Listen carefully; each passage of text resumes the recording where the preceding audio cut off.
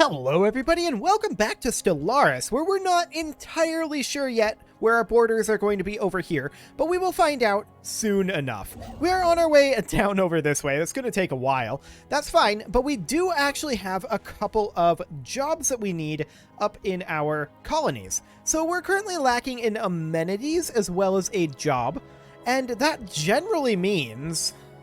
Do any of these produce amenities? I don't think so. Yeah, agriculture districts do not produce amenities.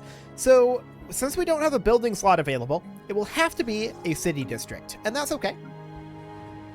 On Tudasca Prime, we mostly just need almost anything. I think I'm actually going to go for a city district here as well for the additional building slot. So we'll do that for right now. That should be, in theory, reasonably fine. This construction ship needs to go ahead and build its mining stations, and we're going to then just build a starbase out over here. It's going to be a good long time before we're ready to build the starbase in Tiana Vec at the current rate. We'll see if that continues. But for right now, that's going to take some time. We're basically done with our land grab in other situations. There are some ancient mining drones up here that we're probably going to lose to, if I'm honest. Let's go ahead and upgrade our corvettes here, though. We do already have ion thrusters on there. That is fantastic, but is there anything else that we can put on? Actually, no. Okay, sure. For some reason, I thought that we had finished something up, but no, we had not. However, we are going to need to head on in with our corvettes up here. It's going to take them some time to get there. That's a long time, actually. That's not a very direct route. Okay. That's fine. No big concerns there. So we're just, at this point, pretty much waiting to find out... Hang on a moment. Hang on a moment. This is a dead end. Because this is a dead end, that means that we know for a fact where our end is here. Cool. Terraforming on Prey 2 has finished faster than initially estimated, which has left our terraforming specialists with time to experiment, and the results are impressive. The planet's natural traits have been enhanced to be both aesthetically pleasing and utilitarian. So we could either get a natural beauty and gain 5% happiness and 25% immigration pull, or we can get plus 10 amenities just flat. I feel like the happiness is better. So that's what we're going to do. Okay, we're going to have this ship here begin work on these anomalies. We do need to clear up a bunch of anomalies over in this direction after all. And we're going to head on in over this way. And then we'll just head up over... that's good enough for now. That'll do. Fantastic. So we've got a lot of areas to fill in here, and we have finished terraforming on a couple of different worlds at this point. So we should definitely work on colonizing these as quickly as we can. Prey Prime, and this is going to be Hiatum 3, will also colonize this one. Excellent. We are going to want to start additional terraforming later on, but for now, this will have to do. We need to work on getting established. The Neberite Annihilators have been discovered. They're fanatical purifiers. Yikes. We're not ready to take on any of these enemies just yet. Sure, they're very dusty, and we definitely want to immerse them in some fantastic water, but for right now, that's not really an option. Greetings, Pictlings! As you no doubt know, we Veldari are dedicated to the study and conservation of all forms of life in the galaxy. We have studied your species and determined that the democratic association of the majority of the Pictlings is unlikely to last for more than a few centuries at best. To ensure the continuation of the Pictling species, should the worst befall your empire, we would like to acquire a part of your population for our endangered species preserve. We will construct a special reservation that perfectly mirrors the natural habitat of your species, and its population will be well taken care of and protected from all harm, so you need not worry on their behalf. So what do you say? Will you contribute to our preserve and safeguard the species of your future? That is definitely what he said there. Fantastic. We could displease them, or we could do this. We don't have borders with them. I feel like we don't want to make these platypi angry. You'll have it, but we're not happy about it. Our detailed survey of Fin 2 has revealed that it may have once supported life in the distant past. There are significant deposits of frozen water at the polar ice caps and beneath the planet's surface. The existence of valley networks suggests that the water may once have flowed freely. Terraforming this planet would theoretically be possible, but we do not yet possess the technology to accomplish this monumental task within a realistic time frame. So we need climate restoration for that one. Cool. That is completely fine. How's our other terraformings going? Slowly is the answer, but that is just fine as well. For several months now, we've received scattered reports of small numbers of alien mercenaries and privateers operating on the frontiers of our space. Is that these guys? No, these are the Slurpanor. They call themselves the Vem. Is that these guys? Yeah, that's the Vem. Okay. And are apparently exiles from a nomadic warrior culture inhabiting overcrowded space stations in and around the XT-81 Singularity system. Their passage near our space proceeded without incident, but they warned us against trespassing in XT-81 Singularity. There is no Vem central government to speak of, but their various factions are engaged in constant infighting and often launch raids against neighboring star systems. Indeed, given their vast population and space-based production capability, the Vem would likely be a significant galactic power if they ever stopped killing each other. Okay, so we are Dwemex. Fantastic. That will be fine. We are, of course, going to continue to spread out over this territory. We can actually have these guys go into automatic survey. There's no problem with that. We know what our borders are going to look like, and that is just fine. We are pretty content with these borders, actually. There are a few things that we'll prefer, like we'd prefer to have Damsath, or preferably Karathor. We would also prefer that we didn't lose out on all of this, but what are you going to do? What are you going to do indeed? Holden is ideal for us. Shukan is good enough. Chalks would be preferable, but Shukan will work. Strom will work. I'm reasonably content with our borders. Being able to exploit rare crystals would be very, very nice. The measured pounding observed from orbit is the motion of immense and ancient geothermal extractors breathing their last. Built and then abandoned at some point in the distant past, the vast batteries of disintegrating machinery have been pumping up superheated fluids from the planet's core ever since. Their storage capacitors are all broken or leaking, but some energy can still be siphoned from them. Excellent. Okay, so we get some engineering from that, as well as maybe those energy credits. I don't know, it doesn't make a lot of sense for the engineering based on what they said there, but it does make sense because it exists. Okay, sure. We grow ever stronger. Excellent. The Luminary of Creation has completed construction over in Latium. And we'll just go ahead and build those stations before we head on down to Varul. Excellent. So, I mean, we have quite a bit of time before we have all this filled in, right? This is going to be a bit of a long-term project. Well, a medium-term project. Investigation of the caverns below the surface of Hedricus 5A revealed them to be filled with a silvery liquid metal that flows from cavern to cavern in gleaming rivers, pooling into underground lakes. More surprising still is the discovery that this metal substance shares many key properties with organic lifeforms, including responding to environmental stimulus and exhibiting self-sustaining processes.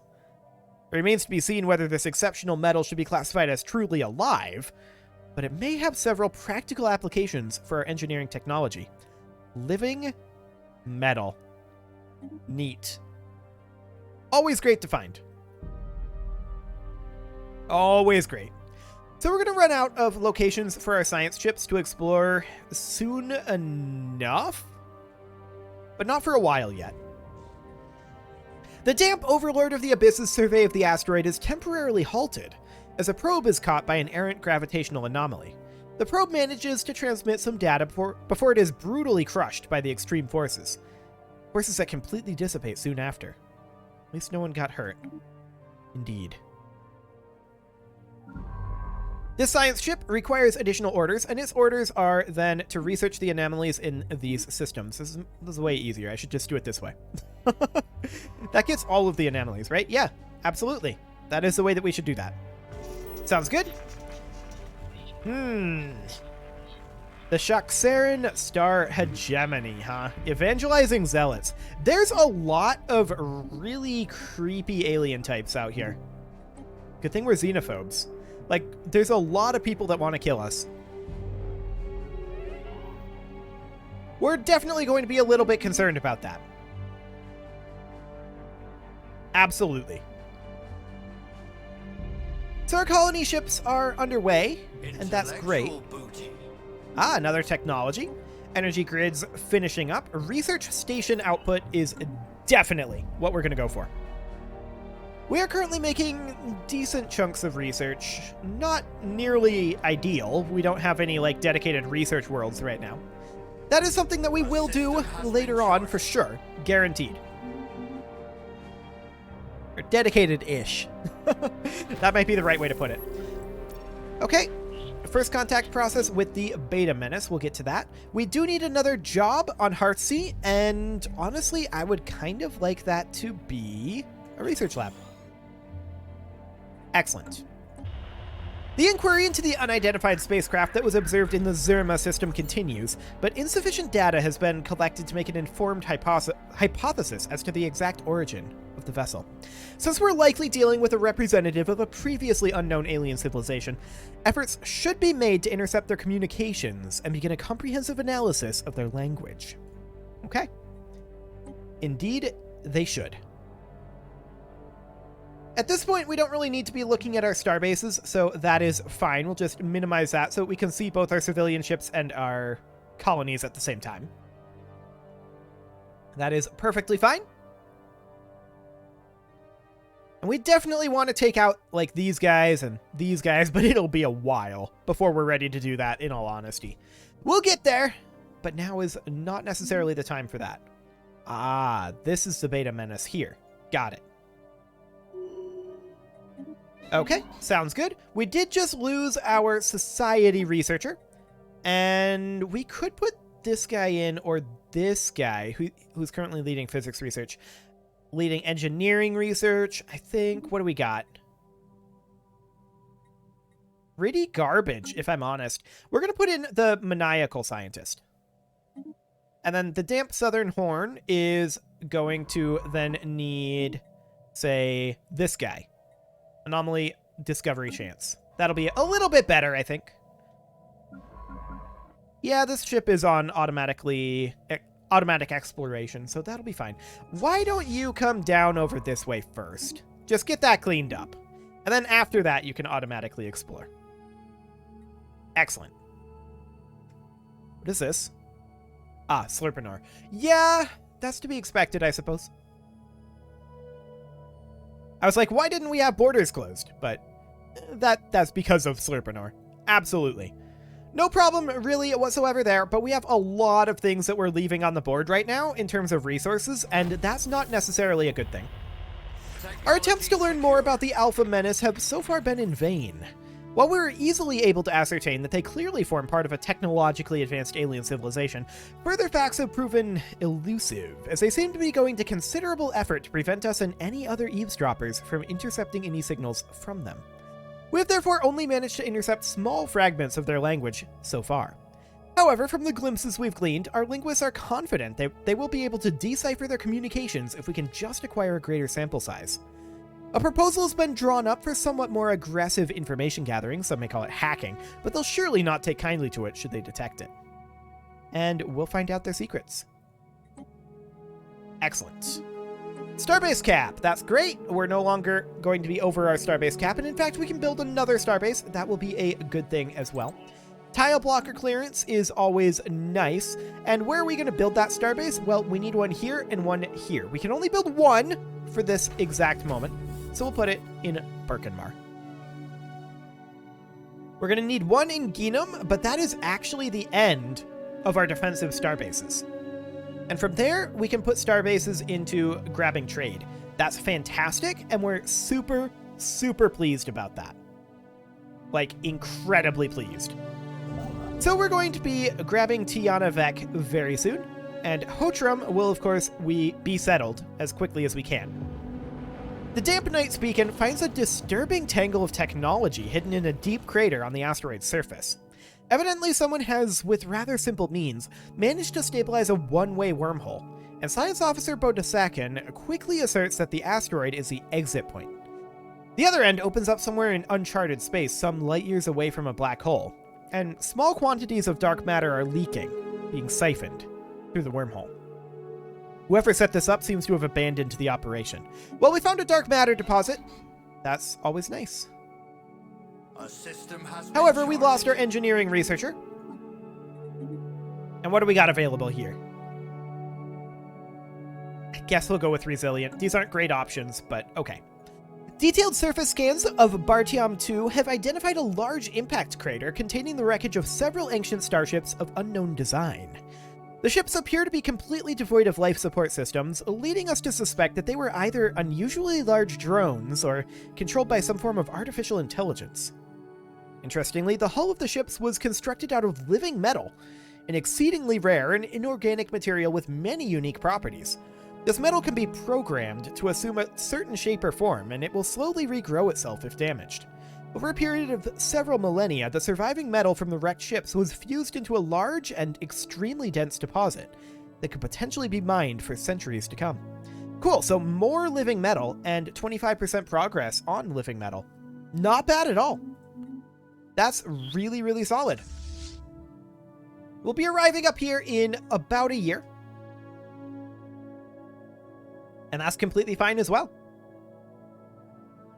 Our constructions have definitely slowed. I feel like we can maybe get away with a third construction ship right now.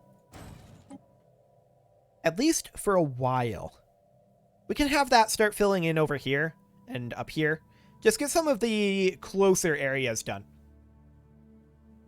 We're going to run into additional influence issues with 3, to be clear. A small scout craft of some kind plowed into the surface of this asteroid millennia ago, creating a shallow canyon. There's no visible cockpit on the ship, leading our scientists to believe it was either piloted by remote or through some kind of primitive artificial intelligence.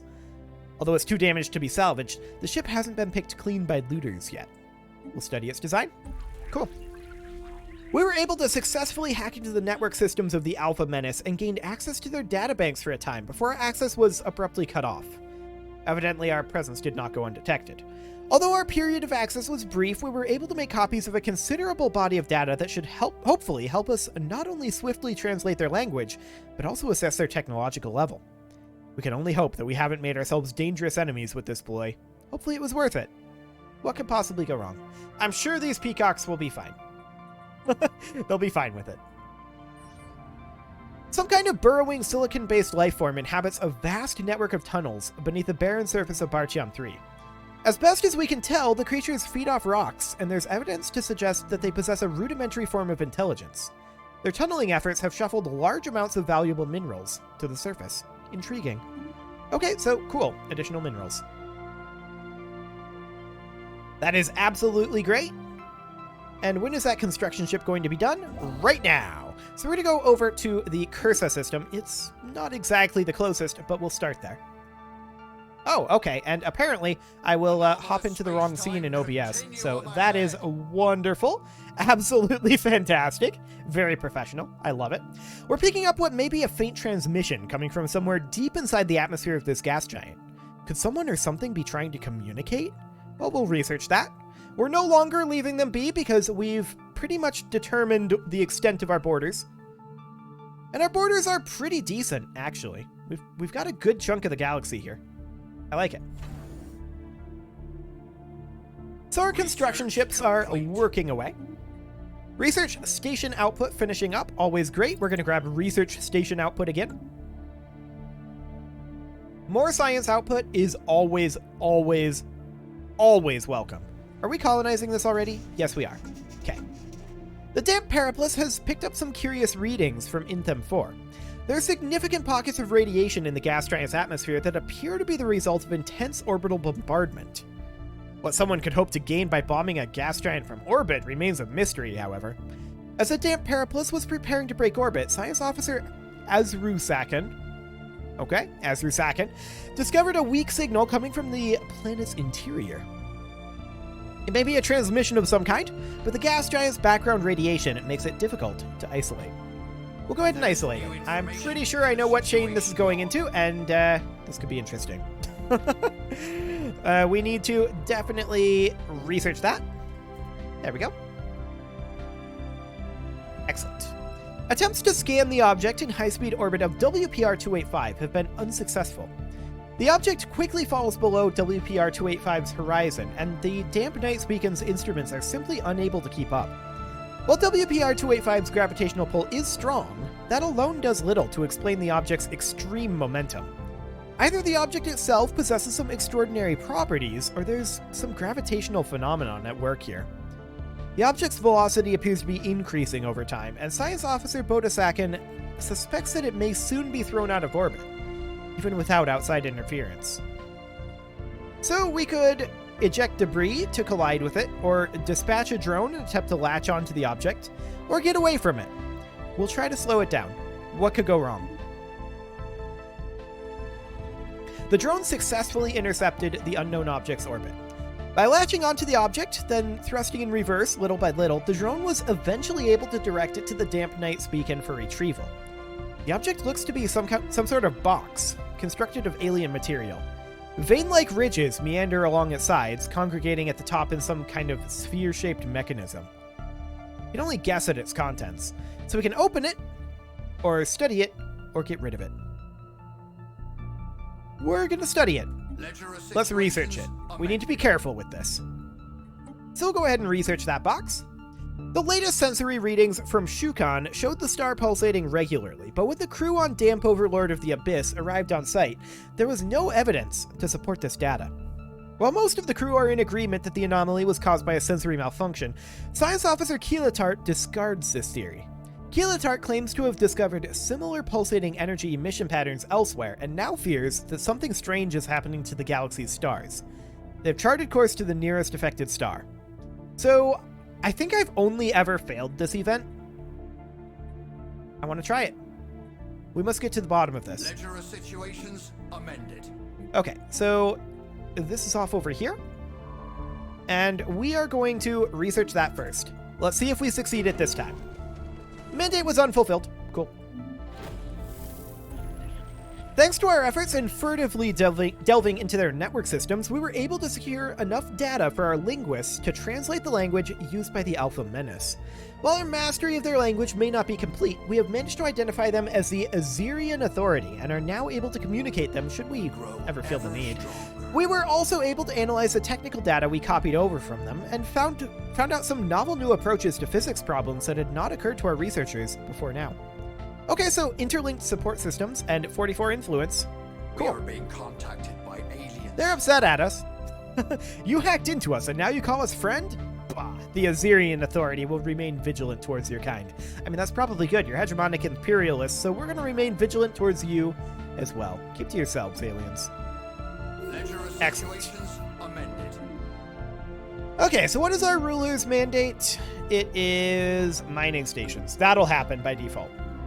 Okay, so the Damp Night's beacon is off over here. And we're going to have it come up over this way, researching anomalies here. And we can actually get this. There we go. Oh, they don't have a scientist. No wonder. Anomaly discovery chance is not really what we need at this point, but I guess it'll be fine. Researching anomalies up over this way. And is that in here? Ah, that'll do. That'll do. Then head out over that way. Okay. Excellent. The Damp Tyrant of Fire does need to build mining stations here, and where is this? Ah, we have engaged the ancient mining drones. We may or may not win this. Let's find out.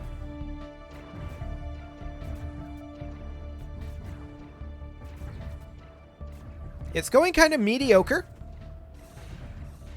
as of right now. A special project. And there is also the station down here, so there's that too. Finally, our scientists have managed to peek into the alien box without compromising the container itself.